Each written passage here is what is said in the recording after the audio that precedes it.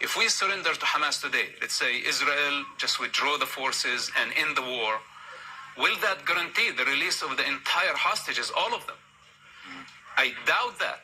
And this is not what Hamas is talking about. Hamas want a ceasefire, a withdrawal of the forces. They basically want surrender now, and that's not the price they pay back, is not the release of the entire hostages, all of them. They are talking about a number of the hostages. Then later on, they are going to stretch the matter for the next years to come. This is what they did in the past. And they are going to insist on the release of mass murderers, which would threaten the existence of the State of Israel, would threaten the next generation. So it's a tragic situation, the hostage situation. I'm not saying that it's a tragic situation, but we cannot surrender to Hamas because all other alternative options are leading to worse outcome.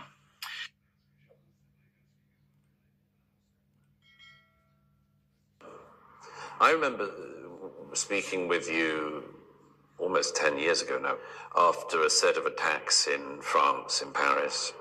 There was the Charlie Hebdo attacks, the attack on a kosher supermarket, then the attacks when dozens of jihadists rampaged through Paris, massacred people at the Bataclan Theatre and the stadium and coffee shops. And I remember then asking you about, what does it take for the West to wake up to this reality?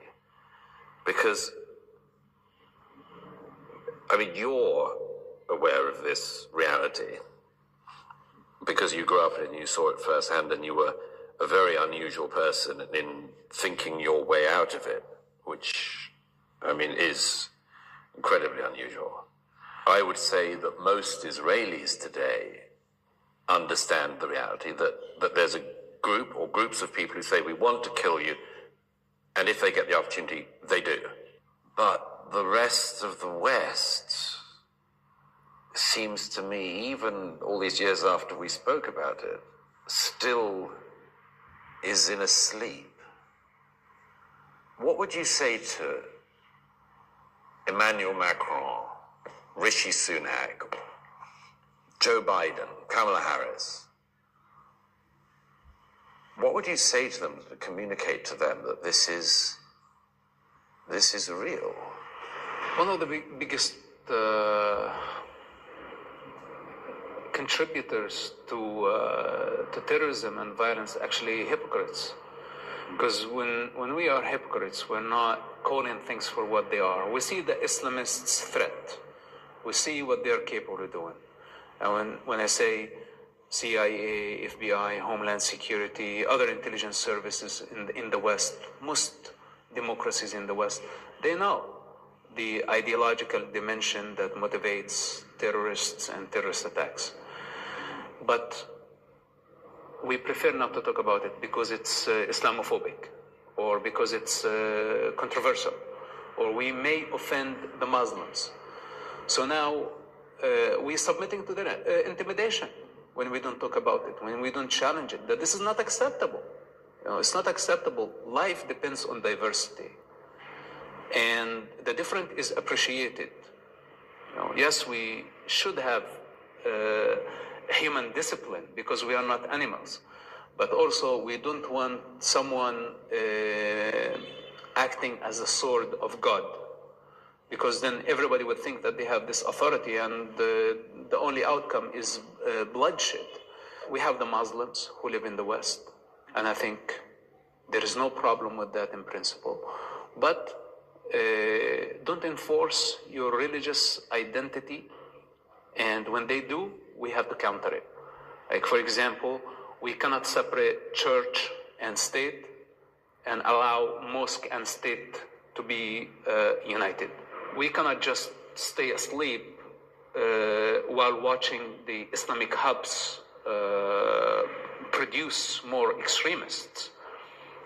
And today, we have so many Islamic fanatics who actually preach through social media, through YouTube, and they are based in London, they're based in Paris, and they don't only advocate for a peaceful Islam, actually they're just preaching very dangerous, radical ideologies, the Muslim Brotherhood ideologies that is anti-West, that is anti-civilization, that is representing the 7th century mentality as an alternative to the modern world. And they are protected by the freedom of speech. But there has to be a limit to where you can preach such sick ideology.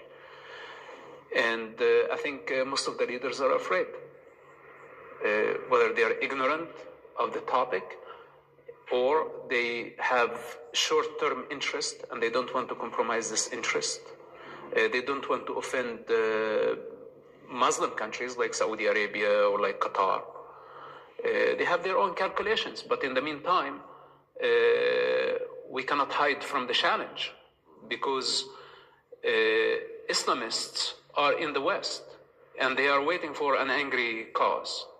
And this is the dangerous thing about the Palestine. This is why one of the reasons that I came back and I came very strong against the pro-Palestine, because it's not about Palestine. There is no such a thing as Palestine. It's anti-West, and it's looking for an angry cause. Yeah. And the more anger they are able to generate, they're creating the climate for those individuals who have been waiting to act. So I don't want to say, what are we waiting for? Like another major terrorist attack? You know, then we are going to understand that we have an enemy within. I hope we don't get to that point. But let me tell you something. From my personal experience, when they start first shouting from the river to the sea, calling for Jewish genocide, it was no time before chaos.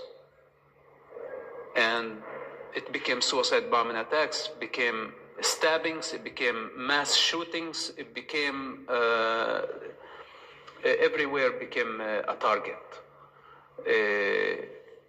And Palestine is chaos.